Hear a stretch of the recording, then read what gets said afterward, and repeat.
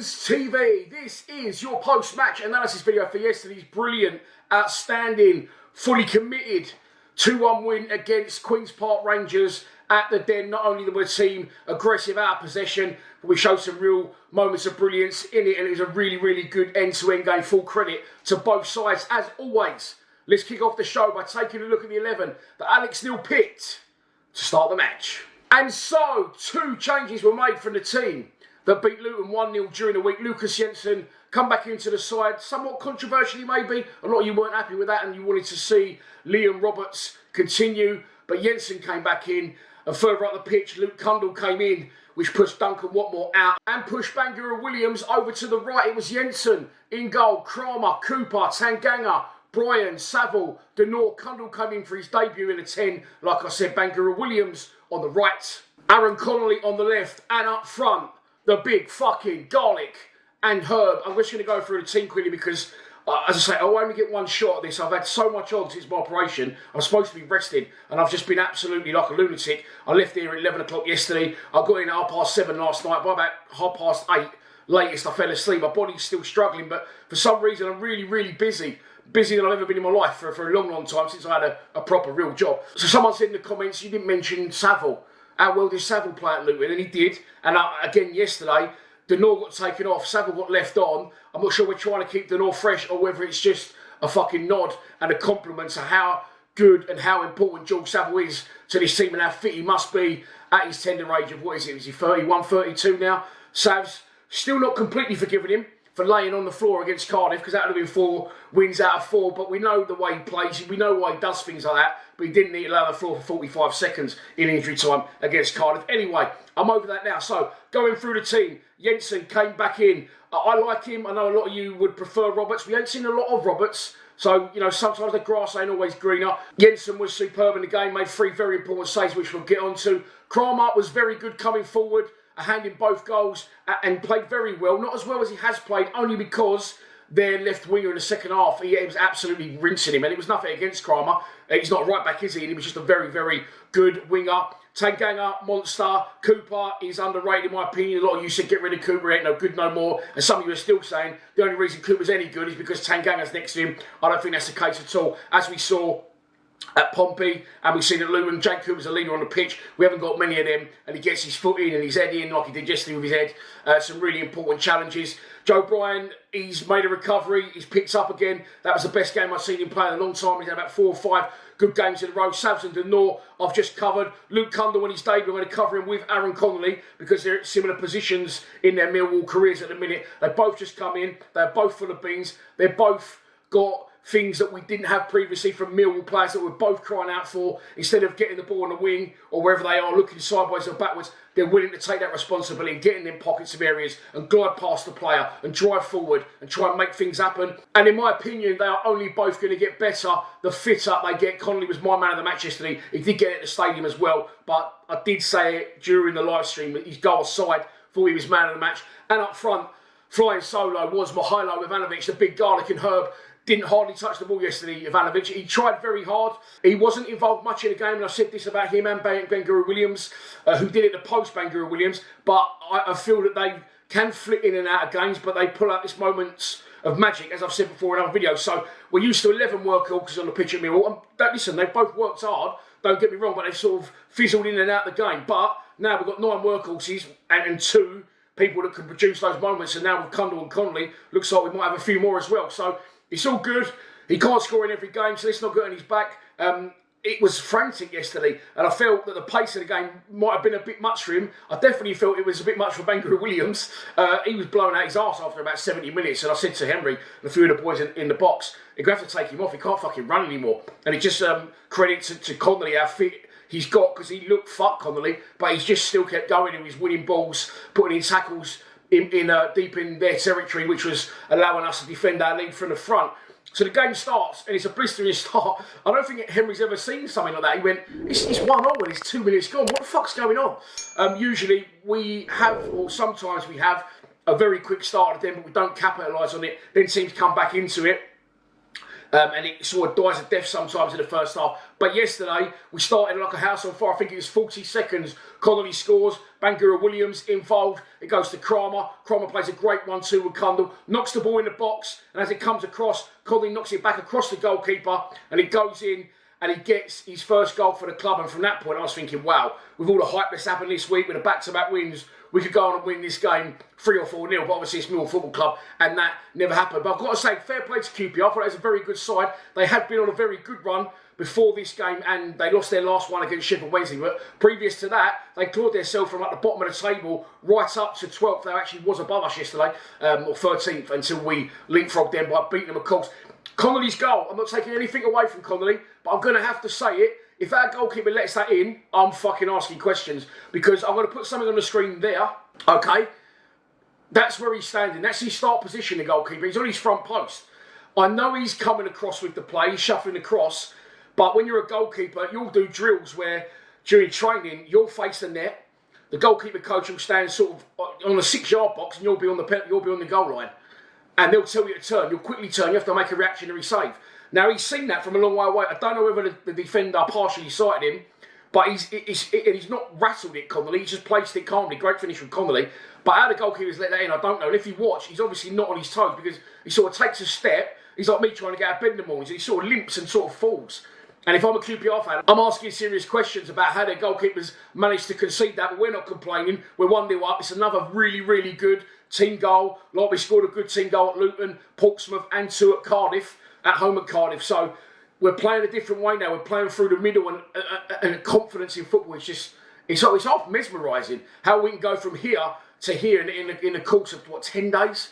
They look like different players. They're full of confidence. So whatever Alex Neil's said to them, and the belief he's instilled in them, fair play to the gaffer. QPR equalised almost instantly, and it's a really, really good goal, to be fair. I think Joe Bryan had a great game, by the way, and he was so up for it in the second half. Joe Bryan, it's a joke. He must have got a new fucking tin of coffee beans, or say, I don't know, a new camera. But he was absolutely flying, Joe Bryan, in the game, rattling into tackles, pressing forward, turning them over, along with Sabs and Denor always do that. But I'm not sure he's pressing forward, but the highlight, I can't remember in real time, the highlights start, and he's well out of position. He's trying to get back, but it's a good move from QPR. He bursts into the area. Jav forces him wide, and I said it was similar to the Ivanovic goal during the live stream yesterday against Portsmouth, and it was, but it's more of a rattle than a clip, and he was a bit wider than Ivanovic was. Jensen could do nothing. It's gone in off the post, and it's 1-1, and then we go straight back up the other end again, and we nearly score again. Tanganga, for some reason, he was on the right wing at points yesterday. He's piling through the middle, and he sort of bundles through a couple of challenges. He lays it off, just a nice little toe poke to Bangura Williams, who hits it first time, left-footed, and I think their goalkeeper, to be fair, I think he might have just got a touch on that, and he guides it onto the post. And then it's 1-1, and then QPR had a little go, it sort of died a death a little bit, and then we come back into it and took over again towards the end of the first half. Again, it's Kramer, it's a ball into the box, Saville with the header, it comes off the bar, and again, their goalkeeper, I'm not blaming him, and their defender, ball watching. Kundal just wanted it more. He reacts quickest, and that's what your 10 does. He gets in and around the box, he creates chances, and sometimes he'll score goals. And he gets on the end of it and gets his debut goal, absolutely buzzing for him. And a lot of Wolves fans online are saying, why the fuck have we let this kid go? It's another brilliant signing, it's looking like. We're getting a lot of players in, there's going to be more to follow next week. They may not all turn out brilliant, or, you know, their time might get hampered with injuries or whatever at Millwall. So I'm not wishing that on them. But we signed a lot of players. I'm very excited, we're all very excited, but let's just, maybe just a little bit, because the hype all of a sudden sold out then yesterday out of nowhere is fucking outrageous. And rightly so, we've never seen the club do anything like this before. Right, the second half was almost a game of 2 halves within a half. We was brilliant again in the second half. The quality with the final ball at times wasn't there, but we was driving forward, turning them over. We had them forced in, and we was getting some good deliveries into the box, but we just couldn't. It reminded me of us sort of 5 weeks ago when we was, you know, 1-0 down at Hull, or we was 1-0 down at home to Hull and at home to Coventry, before someone says in the comments, we played Hull at home. Yeah, both those home games, and we're pressing. We was very good in our build-up. We was very good at being aggressive, out of possession, turning them over. And the players look full of beans. Again, all these little interchanging passes in between full-backs and people running beyond centre-backs into the area. It was just our final ball. or our final effort goal. If you think the amount of possession we had in that in the first 25 minutes of that second half, but we didn't really test their goalkeeper. I think there's one where Connolly cuts back from the angle and their goalkeeper dives and saves it, but that was actually a cutback. It was a cross. Other than that, we didn't really test their keeper in the second half. I'm pretty sure we didn't. I'm just thinking back now off memory. And then it shifts. QPR, a team in form aside from their previous defeat, of course, in their last game. Before that, they'd won 4 games in a row. The one thing I will say for QPR, before I get into their spell of possession and forcing us back and really pushing for that equaliser, they only had the top tier. Now, I don't know whether when we went to QPR, we went to Loftus Road earlier in the season, they would only give us the top tier and we wanted the bottom. They give their fans the bottom and just didn't even fill it. So I don't know if they didn't want the second tier or they didn't get given the lower tier. But you'd think they'd feel that. That's the only criticism I've got. I thought that was a good side.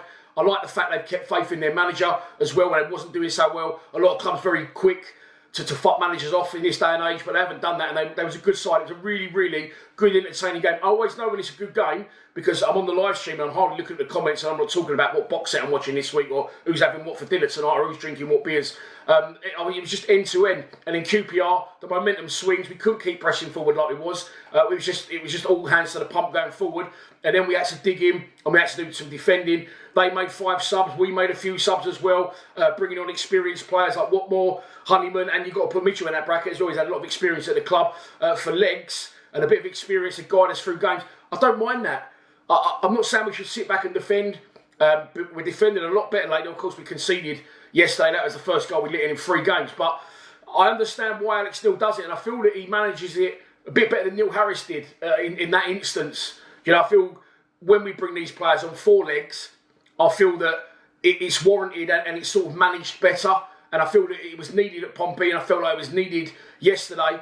Despite that QPR pole forward, they must have had 8-9 corners in that second half. They had 3 or 4 good chances and a buzzing for Lucas Jensen because, as I say, look, let's just say we've got 2 good goalkeepers. Although I'm not going to slag Roberts off because he looked really good at Pompey. But he's not really been tested yet. He's had a couple of crosses into the box, which he collected. He does look assured in his box. But let's just say, oh, he's shit and he's better. Let's say we've got 2 good goalkeepers. That doesn't happen often to us. And Jensen really proved his worth in that second half. He makes his first save, free-header from a corner. The defence get caught napping and he palms it away. There's another one, a shot from the angle of the box. Really good strike. And Jensen dives sideways and backwards and tips it around the post.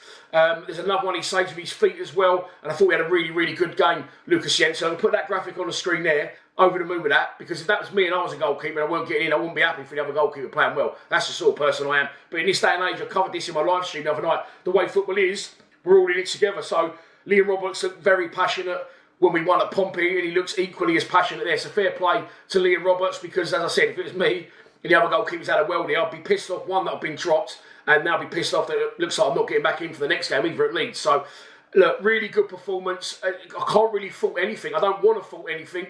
And I thought we looked strong. I felt we deserved the 3 points on the whole, although QPR were a good side. And I feel we've come up against a lot worse sides at the Den and not got it over the line. So really good. 3 straight wins. Record transfer fee broken. 5 players in. Apparently there's another 3 to come tomorrow. And Zach Lovelace apparently is going to be definitely one of them. So I'm not sure where this leaves AJ Matthews. I said to the boys last night on the live stream, they started talking on the live stream and someone posted the thing about Lovelace. And I just said, I can't take it anymore. For the first time ever, I can't actually keep up with what's going on at the club. And it's, I'm not going to go, oh, poor me. It's hard work to do this every day, to film, to edit, to research, to post on social media. It is just me. I do the whole thing. And it got to the point last night I said, I can't take this anymore. It's too much almost. But hopefully the videos I've got over the last few days will help. And if I need to catch up tomorrow, then I definitely can. But that's your post-match analysis done. I hope you've enjoyed it. 3 wins on the spin. The only thing now is international breaks and FA Cup weeks. They seem to be coming at the worst possible time for us. I'm going to Leeds Saturday. I can't wait to go. Me and Henry going up on Friday. Staying overnight in a hotel. Watch the game Saturday. Drive straight back.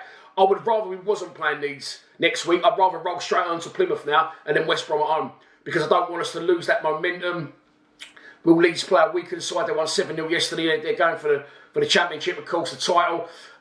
Yeah, I don't know. I'd rather would have just bounced straight on. But we wait and see. That's a video for Thursday or Wednesday if you are a member of our YouTube channel. Enjoy the rest of your, and I'm putting this out at 8 PM. Enjoy your week. Please subscribe to Lions TV. Come on, you Lions.